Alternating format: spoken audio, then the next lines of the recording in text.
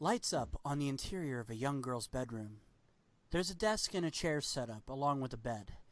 On the bed are various piles of clothes, obviously meant to be brought down to be washed, but for now in an unkempt pile. There's a figure already on stage as our scene begins. It's a girl of about 13, maybe 14 years of age. She's sitting at her desk, typing on a laptop. This is Madeline. She's a studious-looking, smart, mature beyond her years teenager. She's focused on her typing as we watch her for several moments. The causes of World War I can't be put into black and white terms. There are many underlying themes and events that took place in the years prior to 1914, that it was only a matter of time before war erupted between powers in Europe. It was not just the assassination of Archduke Francis Ferdinand that caused war to finally boil over. There was so much more. Now, if I can just stretch this into 5 pages. We suddenly hear the sound of tapping at her window. Madeline is not aware of it at first, but as the tapping grows louder, almost impatient, then turns into knocking, she slowly looks up from her laptop and raises a brow. What the? Is someone there? Hello? I'm warning you now. Whoever is out there, I have a baseball bat under my bed and I'm not afraid to use it. Okay, honestly, it's a softball bat, but those hurt pretty hard too. Who the heck is it? I'll call the cops. Suddenly, a figure bursts onto the stage. Madeline screams in surprise, but she soon recovers. Onto the stage comes a man of about 30 years of age. He is disheveled and seems like he has been on the run from someone or something.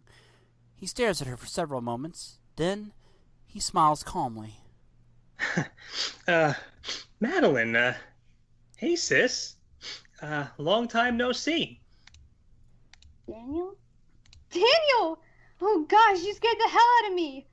I had no idea it was you. Well, what can I say? I like to make an entrance. Do Mom and Dad know you're here? No. Oh, hey, let me go and wake them. Though seeing as how they haven't said a word after I screamed, they're probably in deep, deep sleep right now. No, kiddo. Let Mom and Dad sleep. I'll see them in the morning. But, could you maybe get me a couple of towels? I'm really damp and wet. It was raining outside earlier. Oh, well, sure. I'll get them right now. She exits off the stage for a moment. Slowly, Daniel surveys the room. He rifles through a few things around his immediate vicinity, then slowly pulls out what appears to be a wallet. Without hesitation, he pulls out the money that was in said wallet, pockets it, and then pulls out 2 small baggies of a white, powdery substance. He plants them in the wallet, making sure to smooth them out, before he puts the wallet back. Seconds later, Madeline emerges back on stage with 2 towels as Daniel pretends to be looking at some papers. Here you go. Some dry towels for your highness. Thanks, Maddie. Daniel takes the towels, dries his hair as he motions to the papers. So, I see you're getting straight A's, as per usual. Not all straight A's. There are a few B's in there somewhere. Oh, come on. You, Mad Genius Madeline? Please. You could get straight A's in your sleep. You could put in almost no effort and you'd probably get honor roll. Oh, stop it. I'm blushing. I only speak the truth. So what have you been up to? You know, besides studying like a fiend. You got any hobbies? A boyfriend? Well, I'm still on the softball team. And I also take karate lessons 1 night a week. And as for a boyfriend, I don't want to say. Oh, well, if you don't want to say, clearly that means you do. Come on. Come on. Who's the lucky fella, huh? Oh, will you stop poking me? Not until I get a name. Okay, fine. His name is Austin. We met last year when he moved into town. He's such a sweetie. So kind, smart, good looking. He asked me out 2 months ago, and well, I said yes. He spots a Oh. picture frame and holds it up to her. Is that him? Oh, yeah. That was from the spring dance we had last month. Doesn't he just look so adorable in a suit? Clearly. You know, we had our first kiss that night. Oh, really? Uh-huh. He walked me to the front door after the dance, and it just happened. I mean, it was just a peck, but still, his lips touched mine. Oh gosh, I felt like I was in another world.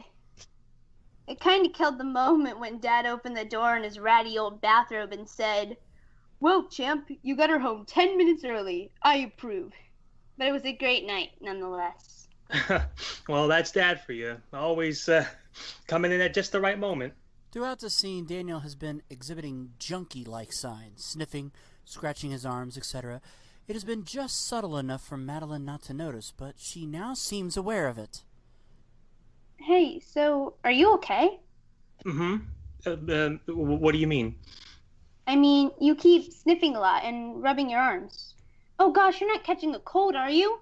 Poor thing. Huh? Oh, yeah. Yep, that's probably what it is. Oh, damn colds. So, never mind me. What about you, Daniel? You just got out of rehab, huh? Huh? Well, I mean, remember 2 years ago? You were going away to rehab because of the problems you were having? Problems? Well, I mean, yeah. Daniel, I'm not a baby anymore, and I'm not naive either. I know why you had to go away for a while. It was cocaine. Cocaine and heroin, right? I thought you didn't know. Daniel, come on. This is me you're talking to. I know I'm younger, but I'm not some kind of sheltered princess who knows nothing about the world. Who told you? Mom and Dad? I figured it out myself.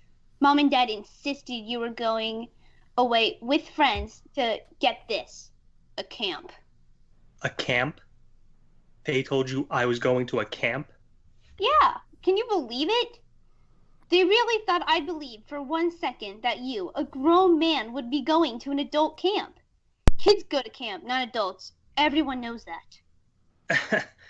Absolutely. Can't believe Mom and Dad thought they could put one over you. You are the smart one in the family, after all. So what was it like? The rehab. Did it help you at all? Well, I mean, here I am. I'm out, right? Obviously it helped. That's wonderful. Daniel, you have no idea how much I prayed for you when you left. How much I hoped and wished for you to get better. Every night, I'd wish on a star that you get rid of these demons inside of you. And it worked. I'm so glad you're home now. I'm glad I'm home too, kiddo. They drift into silence. Soon, though, Madeline smiles and gets up, walking over to her closet and rifling through it. What you doing over there? Looking for something. I know it's in here somewhere. Can it wait till morning? I'm kind of beat. Was thinking of going to sleep. You don't mind if I crash on the floor, do you? It'd only take a second. Ha! Here it is. Madeline walks back over to Daniel, holding a homemade card with drawings on it and decorated in stickers and glitter and things. She holds it up to Daniel, who raises a brow, confused. Oh, come on. You don't remember this? Should I? Daniel, I'm surprised at you. This is our card. The card. Daniel's still confused. You know, the card I wrote you before you left for rehab? And the response you wrote on it? Now he starts to remember. Yeah. Yeah, I remember. Gosh, it was only 2 years ago, but it feels like a blur. Oh, I figured. I suppose it was the, well, you know, clogging your memory. I've kept it in my room these last 2 years. She smiles and begins to read it out loud. Daniel, my brother, I love you. You're the bravest, greatest brother a girl could ever have. Oh, this is making me blush. I hope you have fun at camp. Please come back to us soon. Love always, your sister, Maddie. I more like to go by Madeline nowadays than Maddie, but you get the idea. I do. But hey, remember your response? She pauses, giggles, and hands the card to Daniel. Since you wrote it, why don't you read it, I was never a good reader, kiddo. I don't know if I could. Well, come on. If you can survive rehab, you can read a few sentences. Daniel can't help but smirk. Maddie, thank you for your wonderful card. Remember, no matter what happens, I love you. Keep this card as a reminder that we'll always be family, and we'll always be in each other's hearts. Daniel. I've read that so many times, it never fails to make me smile. She places the card aside, then goes back to Daniel and speaks. Daniel, do you mind if I ask you something? And you, of course, don't have to answer if you don't want to. Ask away. What was it like? The rehab? How did you guys learn to get away from addiction? Oh, a couple of different things. Meditation, Tai Chi, yoga, exercise, that sort of stuff. If you want a really cool form of exercise, you should try karate, like I do. You'll get stronger physically and mentally. I might take you up on that. In fact, I think Sensei Dan, that's his name, Dan, runs some classes for adults. I'll ask him tomorrow. Well, that sounds great. So this rehab place, what was it called? Where was it really? Was it around here? Oh yeah. It was called New Horizons. It's about a 45-minute drive from here. That doesn't sound so bad. Yeah, I mean, there were a lot of sad, angry people there. But then again, I was sad and angry too. But it was a place to get better. Not to dwell in the past. No, it was looking towards a better future. Ooh, how profound. Well, it's like the motto of the place was, Great Horizons. The future is yours to seize. Oh gosh, that sounds wonderful. After a beat, Madeline slowly raises a brow and looks to Daniel. A red flag seems to have been raised. Wait, Great Horizons? I thought it was New Horizons. What did I say? You said New Horizons first, then Great Horizons. Which was it? I said New Horizons both times. No, you clearly said two different names. Hey, look, I know what I said. Hell, I was there for 2 years. I remember it clearly. New Horizons, just a 90-minute drive from here. The future is yours today. Reach out and grab it. 90 minutes? You said 45 minutes. And you changed the motto from what it was 30 seconds ago. I didn't. Daniel, what's going on here? You're not lying to me, are you? Of course not. Daniel, come on. I'm your sister. I'm family. You can be honest with me. Are you in some kind of trouble? No, I'm fine, really. I'm fine. Don't worry. I'm not so sure about that. I know when you're lying. You can never look people in the eyes when you're lying. You noticed that from back then, huh? Daniel, look me in the eyes and tell me where your rehab was. Daniel looks Madeline in the eyes, though soon his gaze goes guiltily down to the floor. This is all she needs to see. She shakes her head sadly. Daniel, I'm surprised at you. It's just the lighting in this room. It's hurting my eyes. Oh, please. I have one lamp on right now. If that hurts your eyes, you have big problems. She stands up and nods her head silently. Then she walks over to the pile of clothes on her bed. Wait a second. I have something here. Maddie, whatever it is you're thinking of doing, don't. It's fine. Daniel, no, you can't continue to live like this. She slowly begins to rifle through her pile of clothes. Here, I'm going to give something to you. Daniel nervously begins to realize she's probably looking for her wallet. Maddie, no. I insist. I'm going to give you some money. Something tells me that's the issue you have. But you need to promise me you'll use it for something non-drug related. I'm going to give you the benefit of the doubt. I just hope you don't make me look like a fool and... She finally spots her wallet and grabs it as Daniel makes a feeble grab in protest for it. She opens it up, gasps, then drops the wallet back on her bed. Daniel is frozen in shame and panic. He guiltily looks away from Madeline as she, horrified, as well as cautiously, puts on a nearby pair of winter gloves and gingerly pulls out the 2 baggies. She holds them up slowly as her horror turns to shocked anger. Daniel, what is this? Nothing. Daniel, what is this? I don't see anything. Daniel, look at this. Look at it and tell me what you see. Well?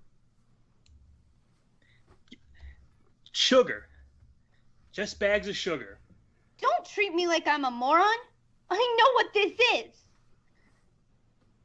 Daniel, you snuck this into my room. Planted it in my wallet. Were you trying to pass this on to me so I'd get in trouble for it? I think I'm going to be sick.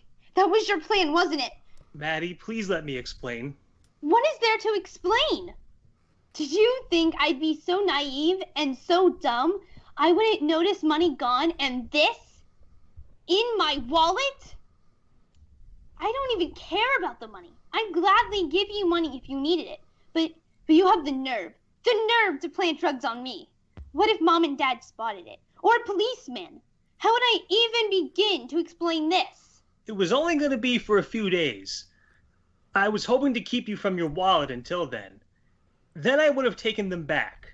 The baggies. What kind of harebrained scheme is that? Newsflash, Daniel. I go to school every day, and I use money to buy lunch. Eventually, I would have stumbled onto this.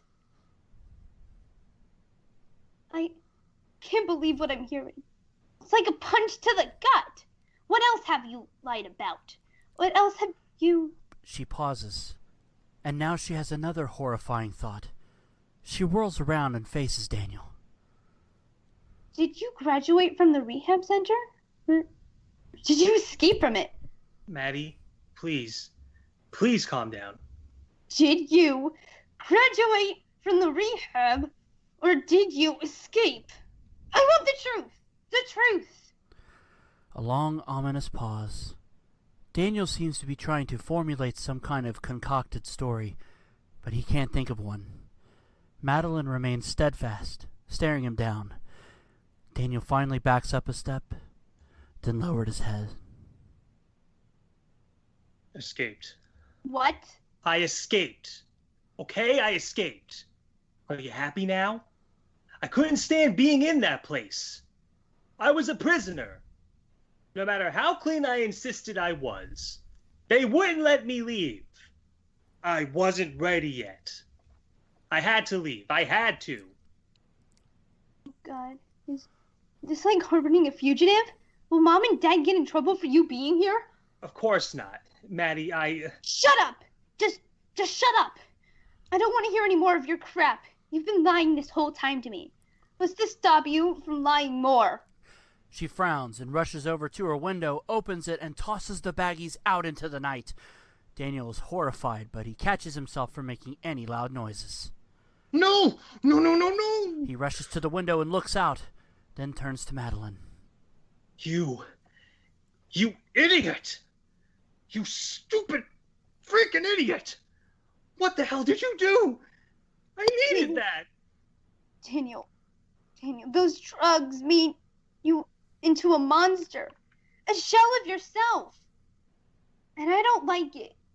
You never got clean, did you?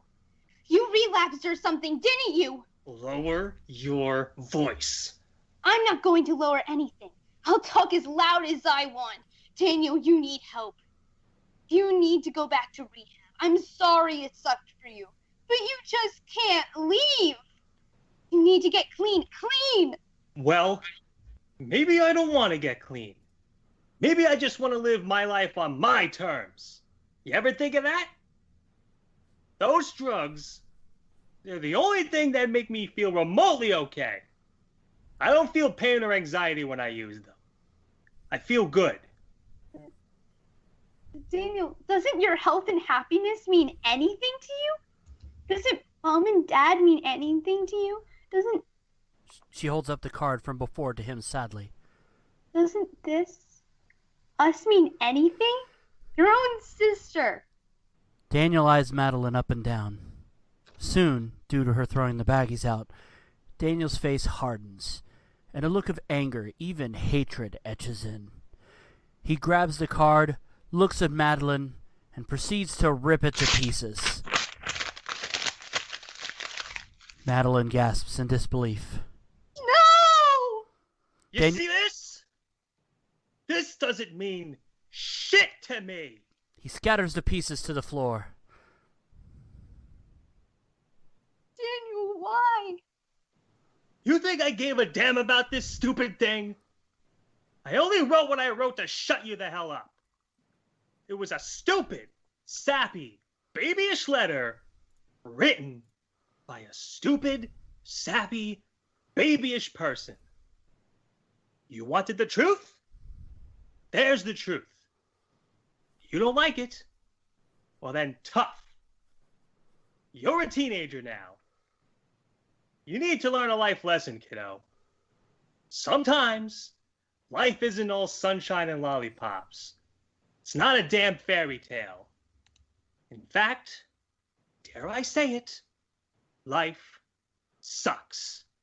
Get used to it. Get out. Excuse me? Get out! Get out of here now! You're trying to kick me out? Seriously? Get the hell out of here, Daniel! Out! Out! Out! Get out of my room! Get out of this house! Get out of Mom and Dad's life! Get out of my life! Get out! You disgusting lying junkie! Oh, so you think you suddenly have the power to do this, huh? Suddenly you're the woman of the house? Madeline doesn't bend. She points to offstage and stares Daniel down defiantly. Daniel finally snaps and screams out, Fine. Fine! You want me out of here? I'm fucking out of here! I'm gone! You'll never see me again! I hope you drop dead! Get out! Daniel angrily opens the window and goes out into the night. Madeline shuts the window with force. She stares off stage for several moments, then her anger morphs into sadness. She, almost in an unusual calm, gathers up the ripped pieces of the card. She takes it all in, holding the pieces in her hands. Finally, she lets them drop, and she collapses onto her stomach in bed, sobbing hysterically. She cries for several moments as we suddenly hear the knock at her door. Madeline? Madeline, it's Dad. What's going on in there? Mom and I heard some shouting. It's nothing, Dad. It's fine. It sure didn't sound like nothing. It's from outside, down the street, Dad. It's fine. We went back into their house now. Just go back to sleep, Dad. Well, all right. If you say it was outside, it was outside. Good night, sweetie.